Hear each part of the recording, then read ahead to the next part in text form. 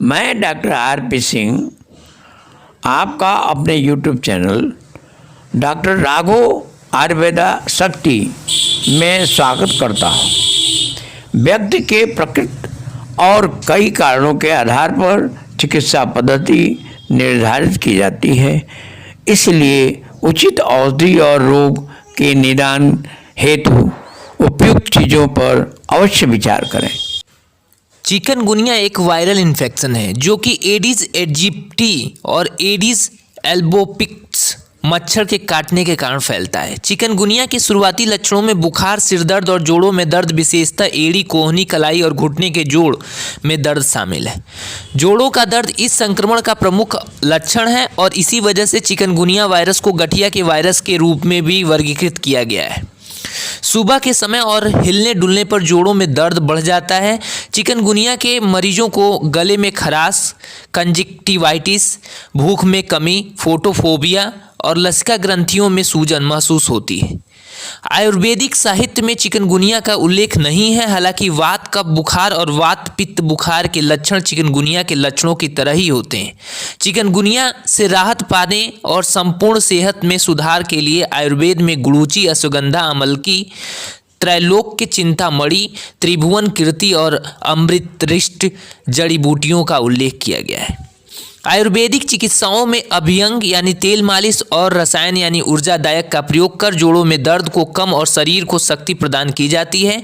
मुद्रा यानी मूंग दाल और सूप और तंदुला पेज, उबलते हुए चावल का पानी चिकनगुनिया में देना चाहिए क्योंकि इससे शरीर को ताकत मिलती है। तुलसी, नीम, वच और अन्य जड़ी बूटियों से मच्छरों की संख्या को नियमित करने और चिकनगुनिया को फैलने से रोकने में मदद मिल सकती है। अनुभवी चिकित्सक की देखरेख और मार्गदर्शन में आयुर्वेदिक औषधियाँ लेना सुरक्षित और हानिकारक प्रभावों से रहित होता है। हालांकि सभी उपचार और औषधियाँ हर व्यक्ति के अनुकूल नहीं होती हैं। चिकनगुनिया के इलाज के लिए किसी भी विशिष्ट उपचार की सलाह देने से पूर्व निम्न बातों को ध्यान में रखें। कफ के जमने की समस्या से ग्रस्त व्यक्ति को अश्वगंधा नहीं लेनी चाहिए। पित्त दोष वाले व्यक्ति को अमलकी लेने के बाद दस्त की शिकायत हो सकती है। मजिष्ठा शरीर में वात को बढ़ा सकती है और इसकी वजह से अधिक ठंड लग सकती है। चिकनगुनिया एक वायरल संक्रमण है जो कि मच्छर के काटने की वजह से होता है। आवश्यक सावधानियां जैसे कि मच्छर मारने की दवा छिड़ककर, पूरे शरीर को ढकने वाले कपड़े पहनकर और जड़ी बूटियों से घर में धुनी देने से चिकनगुनिया फैलने वाले मच्छरों से बचा जा सकता है। चिकनगुनिया के आयुर्वेदिक उपचार में जोड़ों में दर्द और सूजन को कम करने के लिए तेल मालिश और ऊर्जादायक चिकित्साएं दी जाती हैं। जोड़ों में दर्द चिकनगुनिया का सबसे प्रमुख लक्षण है। चिकनगुनिया के लक्षणों को कम करने, संपूर्ण सेहत में सुधार और रोग से लड़ने की प्रतिरक्षा प्रणाली को बेहतर करने हेतु जड़ी बूटियां और औषधियां दी जाती हैं। स्वस्थ आहार और ताजे फलों को अपने भोजन में शामिल कर एवं दूषित और बासी भोजन से दूर रहकर चिकनगुनिया का मरीज जल्दी ठीक हो सकता है। Central institute research of panchakarma द्वारा चिकनगुनिया के मरीजों पर आयुर्वेदिक चिकित्सा के प्रभाव की जांच के लिए अध्ययन किया गया था। अध्ययन में शामिल प्रतिभागियों ने कमजोरी, जोड़ों में सूजन और दर्द, सिरदर्द, बुखार और त्वचा पर चकत्ते पड़ने की शिकायत दर्ज की। इस अध्ययन में प्रतिभागियों को त्रिभुवन कीर्ति रस के साथ 3 अन्य आयुर्वेदिक मिश्रण 15 दिनों के लिए दिए गए। इस उपचार के पूरा होने पर प्रतिभागियों की सेहत में उल्लेखनीय सुधार देखा गया। एक अन्य अध्ययन में 600 ऐसे लोगों को शामिल किया गया जो चिकनगुनिया के शिकार थे या जिन्हें चिकनगुनिया होने का खतरा था। उन्हें 4 सप्ताह तक संजीवनी बटी के साथ गुड़ूची दी गई। इन प्रतिभागियों को नियमित योगासन करने के साथ अदरक और सौंठ का रस पीने को कहा गया। इस दौरान मसालेदार खाना, दही, तेल और कोल्ड ड्रिंक आदि लेने से मना किया गया था। अध्ययन की रिपोर्ट के मुताबिक अधिकतर मरीजों को दर्द और जोड़ों में अकड़न की समस्या से राहत मिली। गैर स्टेरॉयडल एंटी इन्फ्लामेटरी दवाओं के मुकाबले आयुर्वेदिक उपचार को बेहतर पाया गया।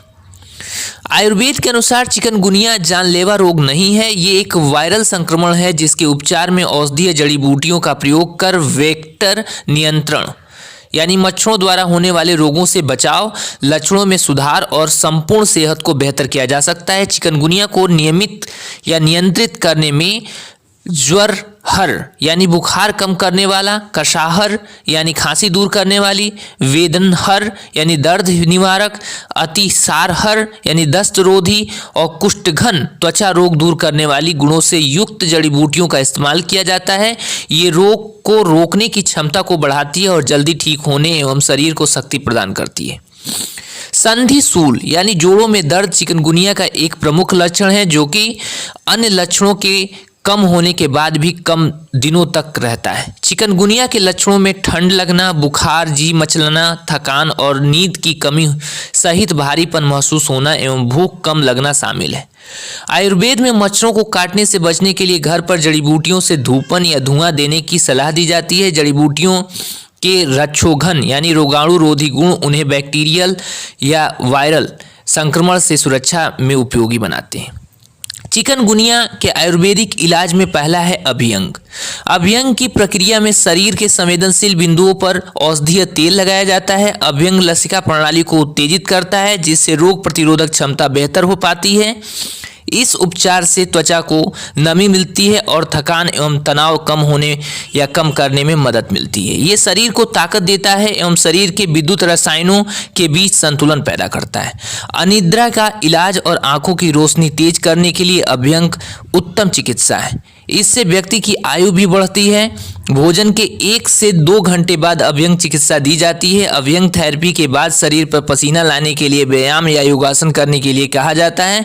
इससे शरीर से विषाक्त पदार्थ बाहर निकलने में मदद मिलती है। चिकनगुनिया के मामले में दर्द से राहत दिलाने के लिए विषगर्भ या संवहन तेल से हल्के हाथों से जोड़ों पर अभ्यंग किया जाता है।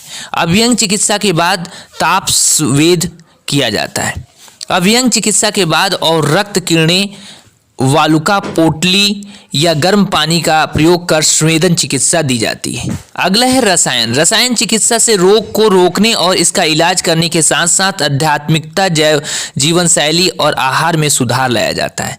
ये चिकित्सा स्नायुविक, प्रतिरक्षा विज्ञानी, मनोवैज्ञानिक और एंडोक्राइन प्रणाली पर ऊर्जादायक प्रभाव डालती हैं। इससे स्वस्थ ऊतकों के पुनर्निर्माण और उम्र बढ़ने की प्रक्रिया को रोकने में मदद मिलती है।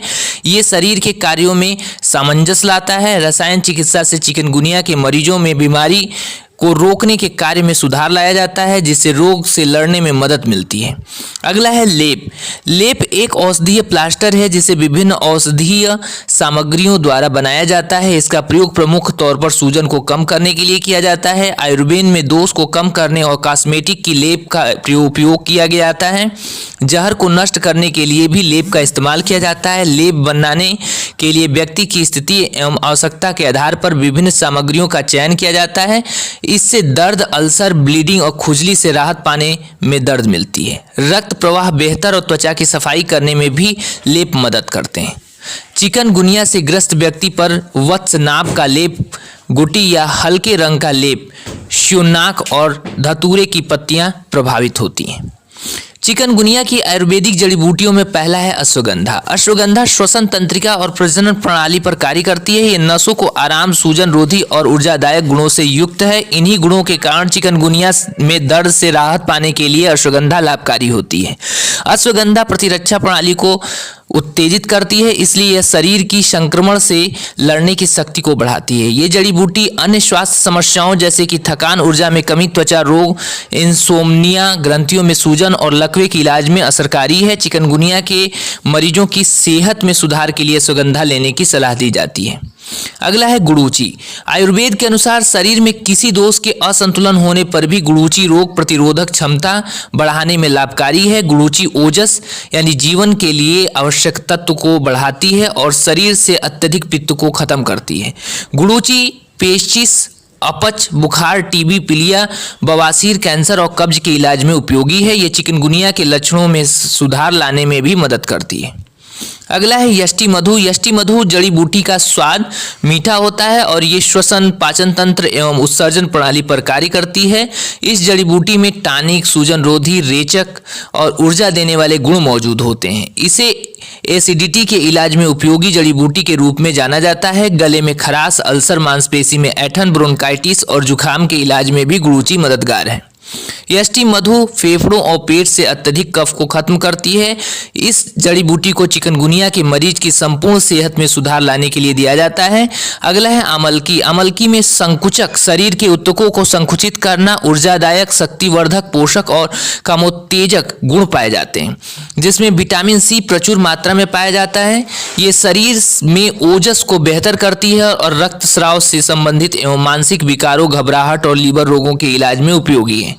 अमलकी आंतों की सफाई, सूजन को कम करने और दांतों को मजबूती देने का काम करती है। चिकनगुनिया के मामले में अमलकी व्यक्ति की संपूर्ण सेहत को सुधारने में मदद करती है। अगला है माजिस्टा। माजिस्टा में संकुचक, ट्यूमर रोधी और मूत्रवर्धक गुण पाए जाते हैं। ये परिसंचरण और मादा प्रजनन प्रणाली पर कार्य करती है। आयुर्वेद के अनुसार रक्त को साफ करने के लिए मजिस्टा सबसे उत्तम जड़ी बूटी है। कैंसर के इलाज में, लीवर के कार्य को नियंत्रित करने, प्लीहा, अग्नाशय और पित्ताशय एवं किडनी की पथरी को हटाने के लिए मजिस्टा उपयोगी है। मजिस्टा जोड़ों में दर्द को कम करती है और चिकनगुनिया का प्रमुख लक्षण जोड़ों में दर्द होना ही है। इसलिए चिकनगुनिया की बीमारी में मजिस्टा का प्रयोग इस लक्षण को दूर करता है। चिकनगुनिया के लिए आयुर्वेदिक मिश्रित औषधियों में है त्रैलोक्य चिंतामणि। त्रैलोक्य चिंतामणि के आयुर्वेदिक मिश्रण को पारद, गंधक भस्म, ताम्र भस्म, सुवर्ण भस्म, हरितला और अन्य हर्बो मिनरल सामग्री से तैयार किया गया है। इन सब सामग्रियों को अदरक के रस, जनवीर यानी नींबू के रस या चित्रक की जड़ के काढ़े के साथ मिलाया जाता है। त्रैलोक्य चिंतामणि का प्रयोग अस्थि संधि शोथ, राजयक्षमा, हृदय रोग और कुल्हे और पलसियों के बीच हिस्से में दर्द के इलाज में किया जाता है।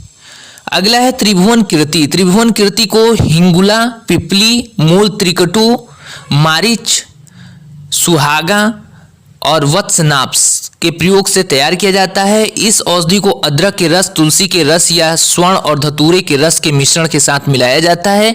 ये आलाशक, बुखार, प्रतिश्याय और सिरदर्द के इलाज में उपयोगी। अगला है अमृतारिष्ट। अमृतारिष्ट एक हर्बल घोल है जिसे 23 सामग्रियों से तैयार किया गया है। इसमें गुड़, कुटकी, दसमूल, मुस्ता, सेन्ना, गुड़ूची, अतिबिसा और अन्य जड़ी बूटियां मौजूद हैं। अपच, फ्लू और बुखार के इलाज में इसका प्रयोग किया जाता है।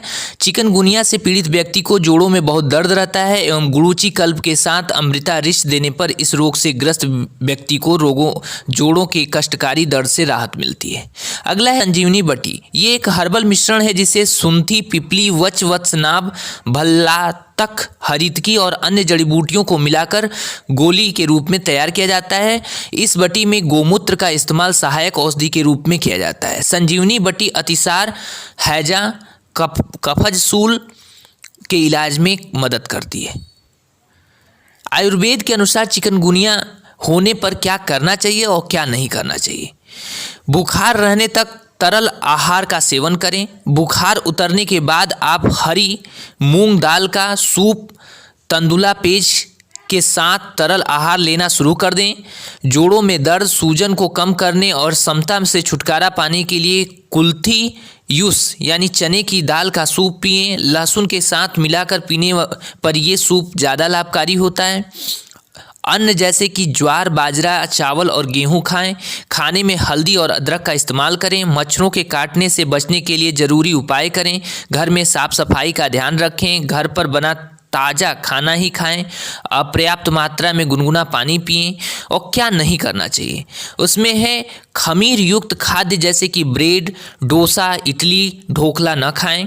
बासी या दूषित खाद्य पदार्थ न खाएं। दही और अन्य अभियंगी यानी रुकावट पैदा करने वाले खाद्य पदार्थ खाने से बचें। ठंडे पेय पदार्थों से दूर रहें। तला, भारी, तीखा खाना न खाएं। ऐसी जगह पर जाने से बचें जहां पर रोग फैलने का खतरा हो। धन्यवाद।